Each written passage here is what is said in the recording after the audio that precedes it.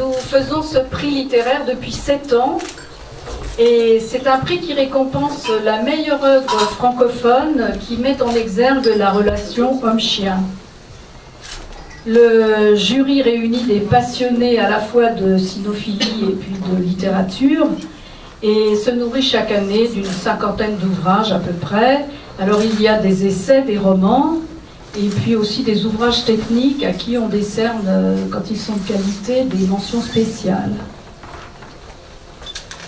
Alors les prix littéraires, ce n'est pas vraiment la vocation de la Centrale Canine, qui est donc la fédération, je le rappelle pour ceux qui ne nous connaissent pas trop, qui est la fédération qui depuis plus de 130 ans gère le chien de race. Mais les bons mots font partie de notre histoire et c'est un moyen, ce prix, de valoriser la relation privilégiée qui existe entre le chien et l'être humain. J'ai le plaisir de remettre ce prix littéraire 2014 à monsieur Jean-Christophe Ruffin, membre de l'Académie française, pour son roman Le Collier rouge. L'ouvrage est en droite ligne de ce que recherche le jury.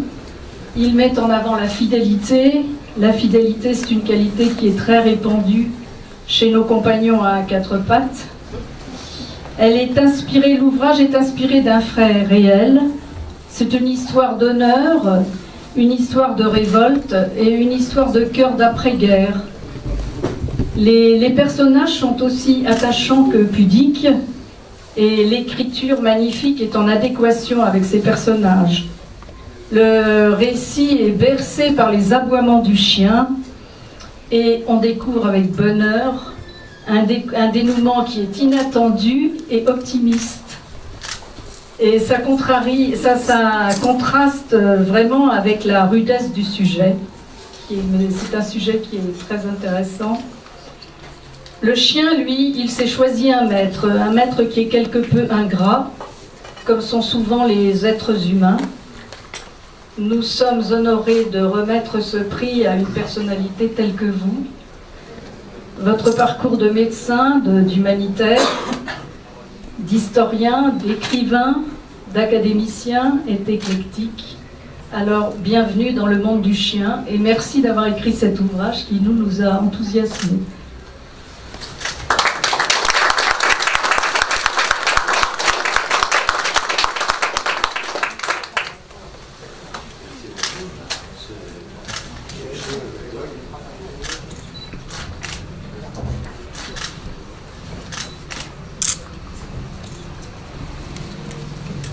Merci madame, merci à tous.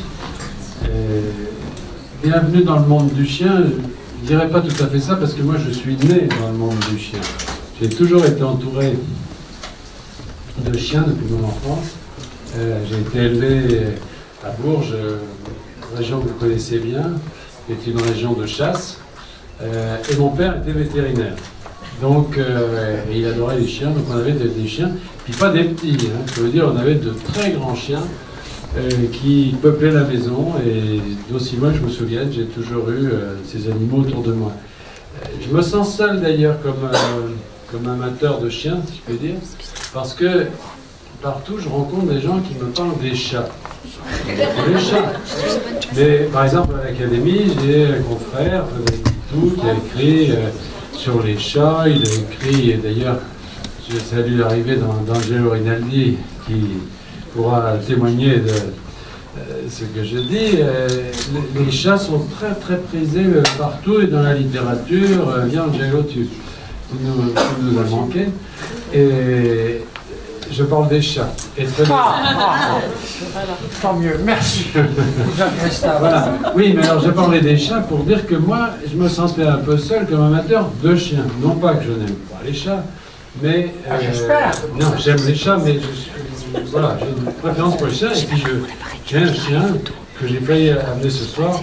Simplement, il n'est pas tout à fait conforme aux critères de race que vous défendez avec compétence. Elle est un peu de guingois, c'est supposé être un bulldog anglais, mais qui normalement aurait dû être réformé, si je peux dire, parce qu'elle avait.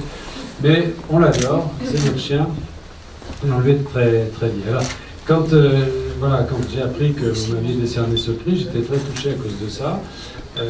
Parce que, d'abord, bon, j'arrive à l'âge et puis à une étape de ma carrière où j'ai eu les grands prix et je fais partie maintenant des jurys, donc c'est plutôt moi qui remets les prix. Donc quand on m'en remet, bah, ça me rajeunit déjà, et puis ça m'encourage et ça me fait très plaisir. Et surtout les prix, pour moi, c'est l'occasion de rencontrer des lecteurs différents.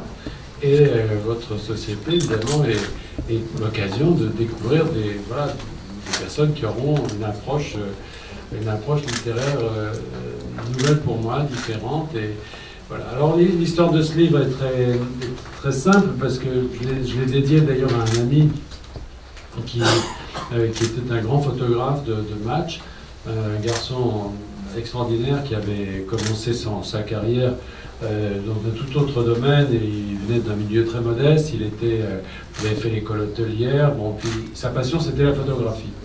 Et toutes ses économies, il les dépensait pour essayer de faire des reportages et puis de les présenter comme ça, des journaux. Et un jour, le hasard, la chance lui a souri, il est arrivé dans un endroit où il venait d'y avoir des combats, etc. Il a fait des photos magnifiques et Match l'a engagé. Alors, Benoît Gisembert, c'était son nom, qui est un ami très, très cher. Et on nous avait envoyé à plusieurs reprises pour Match dans différents pays, pour des reportages. Je fais parfois des articles pour eux. Et un jour, on nous a envoyé en Jordanie. C'était pendant les printemps arabes. Il y avait des révolutions dans tous les pays arabes. C'était les dominos. Et la rédaction de Match s'est dit, on va être plus malin que les autres. Au lieu d'aller là où la révolution a déjà eu lieu, on va vous envoyer là où elle n'est pas encore arrivée. Donc on est arrivé en Jordanie, mais malheureusement ou heureusement pour ce pays, il n'y a jamais eu de révolution en Jordanie. Donc on était au bar de l'hôtel, et pendant des heures, Benoît m'a raconté des histoires. Vous savez, quand vous écrivez des romans, tu le sais, en vélo, on vous raconte des tas d'histoires. On vous dit, tu sais, j'ai une histoire pour toi. Il est très rare que ces histoires vous inspirent, parce que l'imaginaire des autres n'est pas forcément le vôtre. Ouais. Et ce jour-là, il m'a raconté plusieurs histoires. Il m'a raconté l'histoire de sa grand-mère, notamment, en me disant, ma grand-mère avait toujours dit, je veux mourir à 100 ans.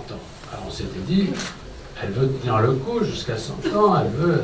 Et en effet, elle est arrivée jusqu'à 100 ans. Et à 100 ans, elle s'est jetée dans la rivière, elle s'est suicidée. Et là, on a compris qu'en fait, ce qu'elle voulait dire, c'est « je ne veux pas vivre plus de 100 ans ». Alors, c'est une belle histoire, mais moi, je ne me voyais pas dans la peau de la grand-mère qui se jette dans la rivière, ça ne m'inspirait pas. Et je lui ai dit « t'as pas autre chose ». Il me dit « si, j'ai mon grand-père ». Et je lui ai dit « qu'est-ce qu'il a fait, ton grand-père » Et il m'a dit « ben, mon grand-père, c'était un héros de la guerre de 14. Il avait été parti comme simple soldat, et ils étaient partis 300 de son village, 2 seulement sont rentrés, couverts de blessures, d'honneur, etc., avec la Légion d'honneur. C'était rare pour un simple soldat d'avoir la Légion d'honneur. Et puis, bon, il buvait beaucoup, mon ami Benoît aussi d'ailleurs, il en est mort, le pauvre. Et son grand-père, un jour, qui avait un chien, un jour où il avait un peu abusé de la bouteille, regarde le chien, prend sa Légion d'honneur, la met sur le chien, et dit en fait c'est toi qu'on aurait dû décorer. Et il traverse la ville avec ce chien décoré de Légion d'honneur. Et naturellement il se fait arrêter, etc. etc. Il me raconte cette histoire, on était à Amman, en Jordanie, vous voyez ça. Et je lui dis cette histoire-là, elle est pour moi, je veux la raconter. Est-ce que tu m'y autorises? Il m'a dit oui. Et j'ai senti qu'il était déjà malade, je savais qu'il était déjà malade, et je me suis dépêché de le faire. Et malheureusement, il est mort avant que je ne termine le livre, il n'a pas pu le lire. Et en fait, je me suis dit, cette histoire, c'est l'histoire d'un chien. Essentiellement, c'est l'histoire de ce chien. C'est pas l'histoire de celui qui donne la décoration, c'est l'histoire du chien. C'est l'histoire de l'humanité de ce chien et des limites de, justement, qu'est-ce qui est humain, qu'est-ce qui est animal. C'est-à-dire d'avoir ce rapport étonnant où effectivement, on rend hommage à non seulement la loyauté, comme vous l'avez dit, des bêtes, mais aussi finalement toutes les qualités qui sont mises en œuvre dans la guerre. Il y a beaucoup de livres en ce moment qui paraissent sur les animaux dans la guerre, beaucoup. Il y a les chevaux, par exemple, il y a le film de Spielberg, Cheval de guerre, sur les colombes, sur toutes sortes d'animaux, y compris les chiens. Et c'est étonnant de voir à quel point ces êtres qui ont participé à la vie des hommes, y compris dans ce qu'elle avait de plus terrible, ont été méconnus, ont été oubliés, et à quel point il y a une richesse dans le rapport qu'ils peuvent entretenir avec l'héroïsme, avec le sacrifice, et d'une certaine manière avec l'humanité. Voilà. Alors j'ai écrit ce petit livre, c'était l'hiver, moi j'écris toujours l'hiver, chez moi en Haute-Savoie, parce que maintenant, le berrichon que je suis s'est réfugié dans les montagnes, je préfère le froid et bon. Et puis j'ai été très surpris de voir le grand succès de ce livre. On est en train de l'adapter au cinéma, c'est d'ailleurs très compliqué, parce qu'on a trouvé 2 hommes pour jouer les rôles principaux. On a presque trouvé la femme, mais on n'a pas encore trouvé le chien. Et ça va sans doute être très difficile. Alors voilà, simplement pour dire que votre reconnaissance ce soir me touche beaucoup. Je suis vraiment touché, honoré. C'est plus qu'une distinction pour moi, aucun prix. C'est la manifestation d'une sympathie profonde. C'est ça l'essentiel. Je crois que vous avez doté ce prix, ce qui est très gentil, mais je vous ai demandé de me conseiller sur le don que je ferai de cette dotation pour une œuvre concernant les chiens, parce qu'il n'est pas question que je la conserve pour moi. Je pense que voilà, il faut que ce prix serve aussi à la cause que nous servons, que nous aimons. Et c'est donc pas ça l'essentiel. L'essentiel, voilà, c'est un moment de rencontre, d'échange, et puis j'espère parcours ensemble plus tard avec les animaux et avec les chiens que nous aimons tous. Merci. Bravo.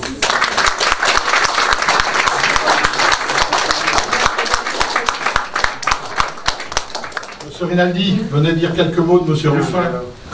C'est votre ami. Que pourrais-je dire Venez parler d'un ami. Comme mon ami Christophe Rinaldi, je suis un peu... j'aime beaucoup les chiens. Je me souviens des chiens de mon père, qui d'ailleurs a suivi au maquis, d'une chienne de ses terres. Mais je me sens un peu étranger parce que je vis dans un univers de chats. Alors, je me demande si c'est pas un petit peu incompatible. Mais les miens ont la particularité de parler, de demander, de greffer. Alors, je me demande s'il n'y a pas une petite parenté quand même avec les animaux qui vous sont chers. Et je vais quand même... Je ne peux rien cacher à Jean-Christophe. Je vais me dire que mon rêve eût été de posséder un Golden Retriever. Je ne reconnais rien de plus beau comme chien que le Golden Retriever. Alors j'aborde les gens, qui d'ailleurs acceptent mes compliments, mais étant donné que mon valet de chambre m'a quitté, et que mes droits d'auteur ont diminué, que mon éditeur ne peut pas en payer un, je crois que je vais renoncer au Golden Retriever et que lorsque j'en aurai un, c'est lui qui traînera ma chaise roulante. Donc je suis de quelque manière avec vous et de tout cœur et avec Jean-Christophe, qui est un de mes confrères. Je ne cache pas, on m'a dit la confraternité c'est une haine vigilante, c'est pas faux. Moi j'aime beaucoup et l'homme et l'œuvre.